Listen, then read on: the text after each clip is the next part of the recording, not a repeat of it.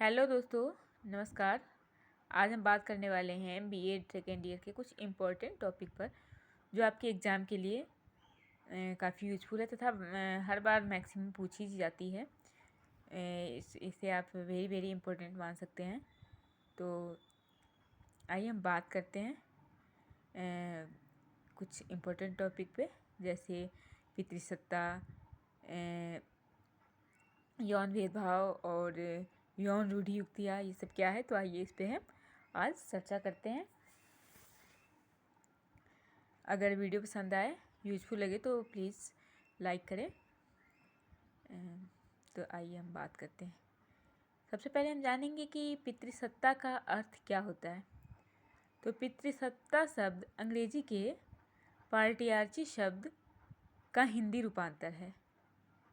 यह शब्द यूनानी शब्दों के पैटर और आर्के को जोड़कर बनाया गया है, जिसमें पैटर का अर्थ होता है पिता तथा आर्के का अर्थ होता है शासन। इस प्रकार पार्टियार्ची शब्द का शाब्दिक अर्थ होता है पिता का शासन। पिता का शासन यानी कि पितृसत्तात्मक समाज हमारे समाज में भी, यानी कि पुरुष प्रधान। ठीक है। तो इस पे सिल्विया बॉल्बी क्या कहते हैं, ये देखते हैं। वो कहते हैं कि यह एक सामाजिक संरचना है जिसमें मनुष्य स्त्री पर अधिकार रखता है तथा उसका दमन और शोषण करता है। जैसे आज हालांकि बहुत सारे बदलाव आए हैं, लेकिन जैसे होता था अभी भी है, बहुत घरों में हमारे समाज में ऐसी है सोच। बट बहुत ज़्यादा अभी बहुत ज़्यादा चेंजेस आए हैं, परंतु पुराने ज़माने में बहुत होते थे ये सब। जैसे कि औरतें घर के चार दीवारी में ही रहेगी, घर का काम ही करेगी, बच्चों को संभालेगी, औरतों को मारना पीटना, यानी कि पुरुष को ही प्रधान माना जाता था। इसके बाद अब पितृसत्ता को आइए विस्तार से समझते हैं कि क्या है। पितृसत्ता सामाजिक व्यवस्था का अभिप्राय पुरुष प्रधान समाज से है। यह एक सामाजिक तथा विचारात्मक संरचना है जहाँ पुरुषों को स्त्री से वरिष्ठ समझा जाता है, यानी कि स्त्री से बड़ा समझा जाता है। आरंभ से ही हम समाज पुरुष प्रधान रहा है, जिसमें स्त्रियों के पुरुष के समान अधिकारों से वंचित रखा जाता था, यानी कि पुरुष के समान अधिकार महिलाओं को नहीं दिया जाता था। नारियों को चार दीवारी के अंदर ही रहना पड़ता था या सीमित रखा गया। जिनका काम पुरुषों की सेवा करना था, जैसे संतान उत्पन्न करना आदि ही माना गया। प्राचीन काल से ही पुरुषों द्वारा प्रायः नारियों के साथ दुर्व्यवहार किया जाता था, यानी उस पर हाथ उठाना, मारना पीटना इत्यादि,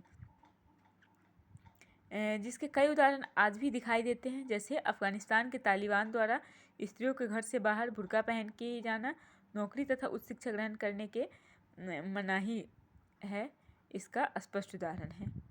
पितृसत्ता व्यवस्था एक ऐसी व्यवस्था है जिसमें महिलाओं के विवाह के पश्चात उनका उपनाम भी बदल दिया जाता है। इस कारण महिलाएं अपना पहचान खो देती हैं और पुरुष वर्ग के लोग पर निर्भर हो जाती है, जिसके कारण उनका जो होता है स्त्री का आत्मसम्मान तथा आत्मबल शून्य हो जाता है। यहाँ तक कि बच्चों का विद्यालय में नामांकन में भी पिता का ही नाम दिया जाता है, परंतु वर्तमान में काफ़ी हद तक सुधार हुआ है एवं पहले माता का नाम दिया जाता है, इसके बाद पिता का नाम दिया जाता है। परंतु पुराने टाइम में पहले पिता का नाम दिया जाता था, माता का नाम दिया भी नहीं जाता था।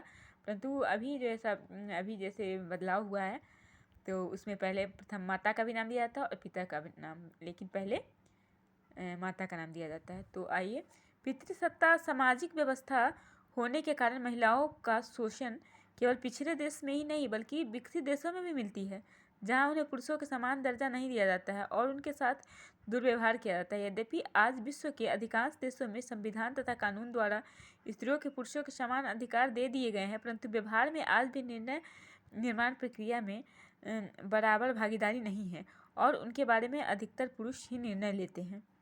देखा जाए तो आज महिलाओं में काफ़ी जागृति आ गई है इनको लेकर।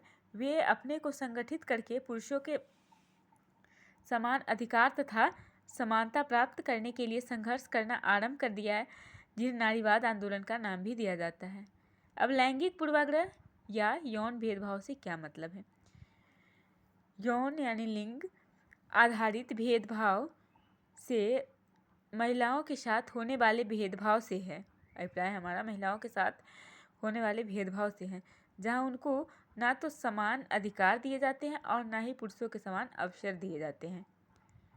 आज आधुनिकता की शैली को अपनाने और आधुनिक शिक्षा ग्रहण करने के बावजूद भी दुनिया में कई ऐसे देश हैं जो लैंगिक समानता के मामले में पीछे हैं। यौन आधारित भेदभाव के क्षेत्र, अब कहाँ कहाँ भेदभाव होते हैं।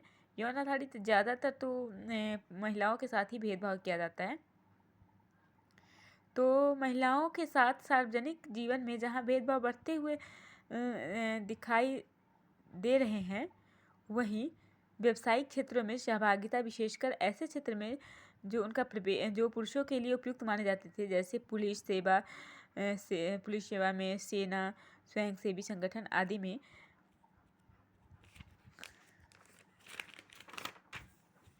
महिलाओं की क्षमता बढ़ी है। परंतु सार्वजनिक क्षेत्र में आज भी महिलाओं के साथ शोषण, दुर्व्यवहार, दहेज के लिए वधू को जलाया जाना, लड़कियों को शिक्षा से वंचित रखना, भ्रूण हत्या आदि जैसी घटनाएं देखने को मिलती है। यहाँ तक कि उनका कार्य क्षेत्र भी अलग है, जैसे लड़कियों को घर का कार्य करना तथा पुरुषों को नौकरी करना या बाहर का काम करना।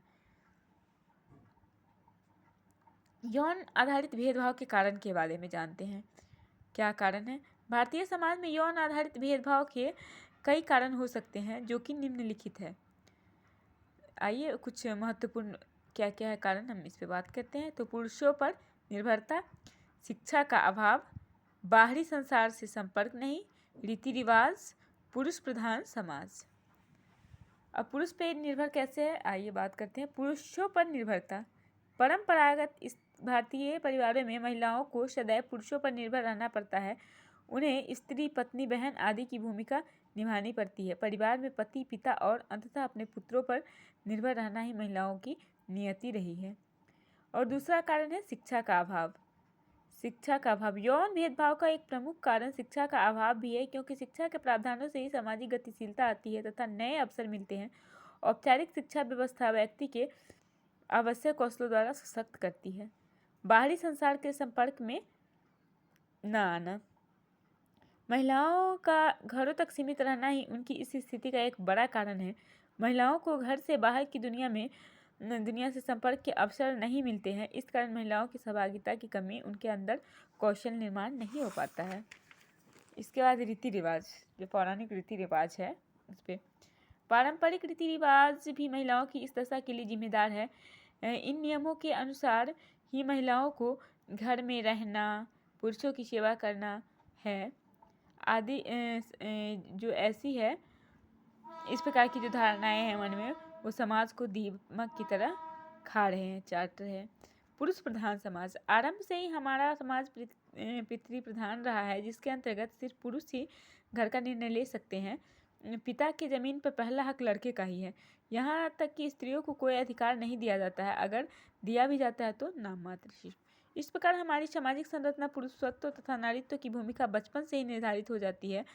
सामाजिक दृष्टिकोण से पुरुष तथा नारी में अलग अलग गुण होना चाहिए, जो कुछ इस प्रकार है। आइए देखते हैं कि समाज के हिसाब से क्या गलत धारणा है और उनके हिसाब से लड़की और लड़के में क्या गुण होना चाहिए। तो अगर स्त्रीत्व के गुण क्या है और पुरुषत्व के गुण क्या है, जहाँ स्त्री में निष्क्रियता का गुण होना चाहिए तो पुरुष में आक्रामकता का, स्त्री में पालन पोषण करना और पुरुष में विश्लेषणात्मकता, स्त्री में सौम्यता, पुरुष शक्तिशाली, स्त्री में आज्ञाकारिता, पुरुष में प्रभावशालिता, स्त्री में झुकाव की प्रवृत्ति होना चाहिए, पुरुष में नियंत्रण करना, स्त्री में कोमल होना चाहिए स्त्री को और पुरुष को कठोर होना चाहिए, स्त्री को आश्रित होना चाहिए, पुरुष को स्वतंत्र होना चाहिए, स्त्री को सहयोगी होना चाहिए, पुरुष को प्रतियोगी होना चाहिए, स्त्री को भावात्मक होना चाहिए, पुरुष को तर्कयुक्त होना चाहिए, स्त्री को सहायतायार्थ होना चाहिए और पुरुष को आत्मनिर्भर होना चाहिए, स्त्री कमजोर होनी चाहिए और पुरुष बहादुर होना चाहिए। तो इस पर निष्कर्ष पढ़ते हैं। अतः महिलाओं को हमेशा ही असमानताओं का सामना करना पड़ा है। आज भी ये भेदभाव पूर्णतः खत्म नहीं किया जा सका है। फिर भी प्राचीन काल की तुलना में आज महिलाओं की भूमिका तथा स्थिति में बहुत बदलाव आए हैं। इसी प्रकार महिलाओं को पुरुषों के साथ भागीदारी दी जाए तो ऊंचाई हमारा देश जो है एक दिन ऊंचाइयों पर पहुंच जाएगा। अतः महिलाओं के साथ भेदभाव नहीं किया जाना चाहिए। अब बात करते हैं यौन रूढ़ियुक्तियाँ पे। ये रूढ़ियुक्तियाँ क्या है, ठीक है। सबसे पहले रूढ़ियुक्तियाँ के बारे में देखते हैं तो है, सर्वप्रथम रूढ़िबद्धता शब्द का प्रयोग वाल्टर लिपमैन ने 1922 में अपनी पुस्तक पब्लिक ओपिनियन में किया था, जिनका अभिप्राय है उन विचारों तथा वृत्तियों से जो मस्तिष्क में जागृत होने के बाद एक चित्र या प्रतिमा अंकित कर देते हैं। जैसे क्या बताए कि जैसे हमारी धारणा हो जाती है कि नहीं, लड़के फुटबॉल खेलेंगे, बाहर खेलेंगे, बचपन से ही हो जाता है हमारे दिमाग में, लड़के ही नौकरी करेंगे, और मतलब इस तरह के हमारे दिमाग में एक चित्र बन जाती है जैसे। और लड़कियां घर के काम करेगी, खेल कूद नहीं करेगी, गुड़ियों के साथ खेलेगी, लड़के फुटबॉल खेलेंगे, ये सब हमारे बचपन से ही हमारे मस्तिष्क में एक चित्र की तरह बैठ जाता है। तो रूढ़ियुक्तियों का अर्थ, रूढ़ि शब्द का अर्थ है प्रचलित यानी पहले से चली आ रही, तथा युक्ति का अर्थ है बात, विचार। इस प्रकार रूढ़ियुक्तियों का अर्थ होता है वह विचार जो पहले से चली आ रही हो। रूढ़ियुक्तियाँ किसी वस्तु, व्यक्ति या व्यक्तियों के किसी समूह या वर्ग के बारे में सामान्यीकृत विश्वास है, जिसमें व्यक्ति प्रचलित धारणा के आधार पर संबंधित व्यक्ति, वस्तु या समूह के बारे में मस्तिष्क में छवि बना लेते हैं। रूढ़िवादिता गलत वर्गीकरण करने वाली एक धारणा है जिनमें व्यक्ति किसी समूह के बारे में एक छवि बना लेती है जो समाज के में पहले से मौजूद मान्यता पर आधारित है। उदाहरण के लिए, मुस्लिम आतंकवादी होते हैं, गरीब चोर होते हैं। ये सब हमारे, हर गरीब चोर नहीं होता है, लेकिन हमारे मस्तिष्क में ये धारणा बैठ गई हुई है। ये क्या हुआ? रूढ़िवादिता है। जैसे लड़कियों को रसोई संभालना, लड़के रोते नहीं हैं। कहते हैं लड़के कहीं रोते हैं, चोट लग गया, अरे बेटा लड़के रोते नहीं हैं, क्या लड़कियों के जैसे रो रहे हो। तो ये सब हमारे मन में एक धारणा है, रूढ़िवादी धारणा है। तो इस प्रकार की एक छवि हमारे मस्तिष्क में बना हुआ है जो हमारे समाज की प्रचलित मान्यताओं के आधार पर है। परिभाषा, रूढ़िवादिता की परिभाषा में अलग अलग वैज्ञानिकों ने अपनी अपनी मत दी है। किम्बल यंग के अनुसार रूढ़ियुक्तियाँ वह मिथ्या वर्गीकरण करने वाली एक धारणा होती है जिसके नियमानुसार कोई प्रबल संवेगात्मक भावना पसंद या नापसंद की भावना से जुड़ी होती है। इस प्रकार कुपुस्वामी ने क्या कहा है, तो हम रूढ़ियुक्तियों की त्रुटिपूर्ण वर्गीकरण करने वाली एक धारणा के रूप में परिभाषित करते हैं जिसके साथ व्यक्तियों को अन्य समूहों के बारे में कोई प्रबल संवेगात्मक भावना जुड़ी होती है। विशेषताएं क्या है इसकी? रूढ़ियुक्तियाँ मूल रूप से किसी के मस्तिष्क में स्थित मानसिक चित्र पर आधारित होती है। रूढ़ियुक्तियाँ अधिकांशतः नकारात्मक होती है। रूढ़ियुक्तियाँ अति सामान्यीकरण पर आधारित होती है। रूढ़ियुक्ति सदैव भावनाओं के आधार पर होती है। रूढ़ियुक्तियाँ समाज में अंतः क्रिया या अतीत से जुड़ी हुई होती है। किसी समूह में प्रचलित रूढ़ियुक्तियों वर्षों तक चली आती है।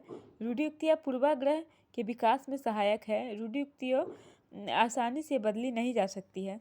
अब इसके निर्धारक कौन है? तो एक समाज के लोग रूढ़ियुक्तियों के अधिगम और अनुकरण के आधार पर सीख लेते हैं।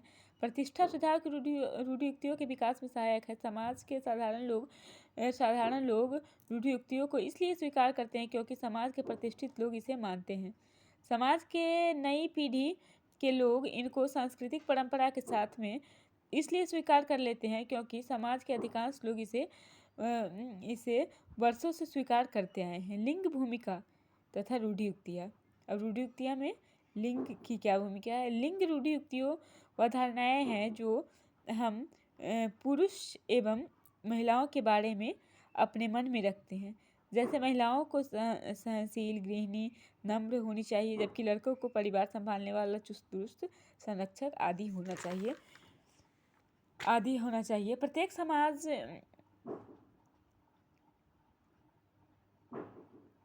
प्रत्येक समाज पुरुष और महिलाओं की भूमिकाओं को परिभाषित करता है और इन भूमिकाओं में उन्हें समाजीकृत करता है ताकि प्रत्येक व्यक्ति, चाहे वह स्त्री हो या पुरुष, इन मानदंडों को सामान्य व प्राकृतिक मानकर इन्हें स्वीकार कर ले। इन्हीं रूढ़ि युक्तियों के आधार पर लड़कियों और महिलाओं को से अपेक्षा की जाती है कि वे सहनशील, सौम्य, आदर करने वाली, दूसरों की देखभाल करने वाली होनी चाहिए और वे पुरुषों को खुश रखने वाली होनी चाहिए। उनका रवैया संतुलित हो, उनका पहनावा एवं बोलचाल एकदम मर्यादापूर्वक होनी चाहिए। वे घरेलू काम काज तथा घर बच्चों की जिम्मेदारी उठाने वाली हो। इसी प्रकार लड़के और पुरुषों की अपेक्षा इस प्रकार की जाती है उनसे अपेक्षा। वे परिवार के महत्वपूर्ण फैसले लेते हैं, वे परिवार के संरक्षक हैं हो, वे सामान्य कार्यों तथा संबंधों में पहल करें, वे मजबूत और अपने संवेदनाओं को प्रकट न करें।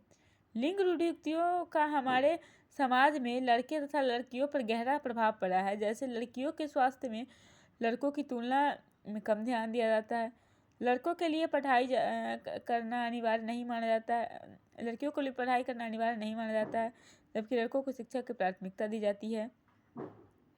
पुरुषों और लड़कों के साथ भी कई तरह के भेदभाव किए जाते हैं। हमारे देश में लड़कियों की छोटी आयु में ही शादी हो जाने के कारण माँ बन जाती है, जिससे उनके स्वास्थ्य पे बुरा असर पड़ता है। इस प्रकार निर्णायक मंडलों में महिलाओं का महत्व कम कर दिया जाता है, लड़कियों से घरेलू काम में हाथ बटाने की उम्मीद की जाती है। अब निष्कर्ष इसका क्या निकलता है? इस प्रकार देखा जाए तो यौन रूढ़ि युक्तियों का प्रभाव ज़्यादातर महिलाओं पर ही पड़ा है। यौन रूढ़िवादिता को लेकर हमारा विचार है कि रूढ़िवादी विचारधारा हमारे समाज से उखाड़ फेंकना चाहिए। हालांकि आज महिलाओं की भूमिकाओं में बहुत बदलाव आया है। कई कानून प्रावधान भी किए हैं, जैसे पंचायती राज, महिलाओं के कल्याण के लिए निर्मित संस्थान आदि। तो आशा करती हूँ कि आप लोग को वीडियो काफ़ी यूजफुल लगा होगा। अगर वीडियो यूजफुल लगा हो इसी प्रकार के और वीडियोज़ देखने के लिए आप चैनल को सब्सक्राइब करें। तब तक के लिए बाय बाय।